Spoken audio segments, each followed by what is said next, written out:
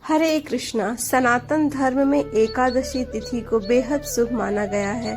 हर महीने में 2 बार एकादशी व्रत किया जाता है, एक कृष्ण और दूसरा शुक्ल पक्ष में। धार्मिक मान्यता है कि एकादशी तिथि पर जगत के पालनहार भगवान विष्णु और माँ लक्ष्मी की विशेष पूजा करने से जातक को शुभ फल की प्राप्ति होती है और उसकी सभी मनोकामनाएं पूरी होती हैं। जुलाई के महीने में योगिनी एकादशी और देवशयनी एकादशी पड़ेगी। ज्योतिष की माने तो आषाढ़ माह के कृष्ण पक्ष की एकादशी तिथि जगत के नाथ भगवान विष्णु को समर्पित होता है। इस दिन योगिनी एकादशी मनाई जाती है। वर्ष 2024 में 2 जुलाई को योगिनी एकादशी है। योगिनी एकादशी पर लोग व्रत रखकर विधि विधान से लक्ष्मी नारायण जी की पूजा करते हैं, साथ ही शुभ कार्यों में सिद्धि पाने के लिए विशेष उपाय भी करते हैं। भगवान विष्णु की कृपा से साधक के सभी मनोकामनाएं पूर्ण होती हैं। योगिनी एकादशी पर 4 शुभ योग का निर्माण हो रहा है। धार्मिक मान्यता यह है कि इसके अनुसार सच्चे मन से एकादशी का व्रत करने से जीवन में कभी भी धन की कमी का सामना नहीं करना पड़ता। इसलिए कहा जाता है कि लोगों को यह व्रत जरूर करना चाहिए। साल में 24 एकादशी के व्रत रखे जाते हैं। यह सभी भगवान विष्णु को समर्पित है। इस दिन उनकी पूजा करने से शुभ फलों की प्राप्ति होती है। ऐसे में कुछ लोग निर्जला उपवास भी रखते हैं, जो बेहद कठिन होता है। इस दिन को लेकर मान्यता यह भी है कि जो भी एकादशी का व्रत रखता है, उस पर भगवान विष्णु के साथ साथ माँ लक्ष्मी की कृपा भी बनी रहती है। इस दिन व्रत रखने से 88,000 ब्राह्मणों को भोजन कराने के बराबर का फल प्राप्त होता है। पंचांग के अनुसार आषाढ़ माह के कृष्ण पक्ष की एकादशी तिथि की शुरुआत 1 जुलाई को सुबह 10:26 पर शुरू होगी। वहीं इसका समापन 2 जुलाई को सुबह 8:42 पर होगा। ऐसे में 2 जुलाई को ही एकादशी का व्रत रखा जाना चाहिए। योगिनी एकादशी पर धृति योग का निर्माण हो रहा है। इस दिन धृति योग सुबह 11:17 तक है। इसके बाद शूल योग का निर्माण होगा। धृति योग में भगवान विष्णु की पूजा करना परम फलदायी होता है। योगिनी एकादशी पर त्रिपुष्कर योग का निर्माण हो रहा है। इस योग का निर्माण सुबह 8:37 से हो रहा है और समापन 3 जुलाई को सुबह 4:40 पर होगा। योगिनी एकादशी पर सर्वार्थ सिद्ध योग का भी निर्माण हो रहा है। इस योग का निर्माण सुबह 5:27 से हो रहा है और समापन 3 जुलाई को सुबह 4:40 पर होगा। इस योग में भगवान विष्णु की पूजा करने से साधक को मनोवांछित फल की प्राप्ति होती है। इस दिन भगवान शिव को सुबह 8:42 तक कैलाश पर विराजमान रहेंगे। इसके बाद नंदी पर सवार रहेंगे। अतः शिववास योग में नंदी और कैलाश की पूजा करने से भी साधक के सभी कार्यों में सिद्धि प्राप्त होती है।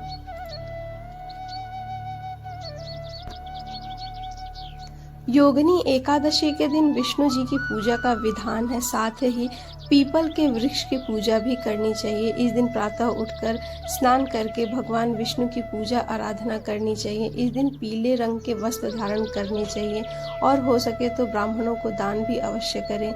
विष्णु भगवान के प्रिय मंत्र ओम श्री विष्णवे च विद्महे वासुदेवाय धीमहि तन्नो विष्णु प्रचोदयात्, इस मंत्र का अधिक से अधिक जाप कर सकते हैं।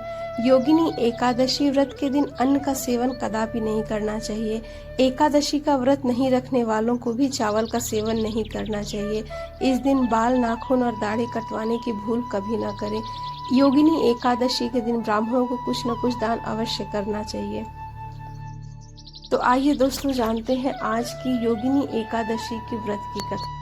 एक बार धर्मराज युधिष्ठिर भगवान श्री कृष्ण से कहने लगे कि मैंने ज्येष्ठ शुक्ल एकादशी व्रत का महात्म्य तो आपसे सुना, अब कृपया आषाढ़ कृष्ण एकादशी की कथा सुनाइए। इसका क्या नाम है, महात्म्य क्या है, यह भी बताइए। श्री कृष्ण कहने लगे कि हे राजन, आषाढ़ कृष्ण एकादशी का नाम योगिनी है। इसके व्रत से समस्त पाप नष्ट हो जाते हैं। यह इस लोक में भोग और परलोक में मुक्ति देने वाली है। यह तीनों लोकों में प्रसिद्ध है। मैं तुमसे पुराणों में वर्णन की हुई कथा कहता हूँ, ध्यान पूर्वक सुनो। स्वर्ग धाम की अलकापुरी नामक नगरी में कुबेर नाम का एक राजा राज्य करता था। वह बहुत बड़ा शिव भक्त था, प्रतिदिन शिव की पूजा किया करता था। हेम नाम का एक माली पूजन के लिए उसके यहाँ फूल लाया करता था। हेम की विशालाक्षी नाम की सुंदर स्त्री थी। एक दिन वह मानसरोवर से पुष्प तो लाया, लेकिन काम आसक्त होने के कारण वह अपनी स्त्री से हास्य विनोद तथा रमण करने लगा।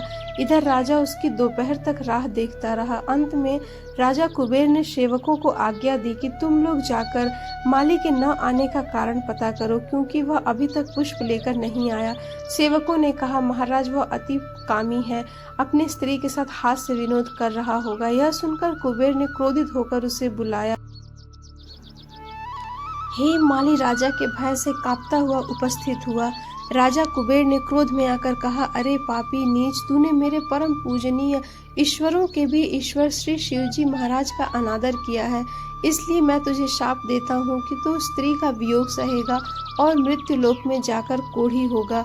कुबेर के शाप से हेम माली का तुरंत ही स्वर्ग से पतन हो गया और वह उसी क्षण पृथ्वी पर गिर गया। भूतल पर आते ही उसके शरीर से श्वेत कोढ़ हो गए। उसकी स्त्री भी उसी समय अंतर ध्यान हो गई। मृत्युलोक में आकर माली ने महान दुख भोगे। महान जंगल में जाकर बिना अन्न और जल के भटकता रहा।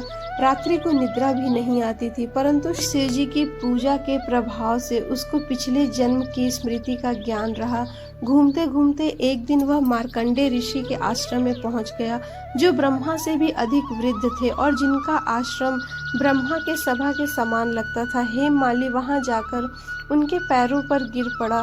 उसे देखकर मार्कंडे ऋषि बोले, तुमने ऐसा कौन सा पाप किया है जिसके प्रभाव से यह हालत हो गई है। हेम माली ने सारा वृत्तांत कह सुनाया।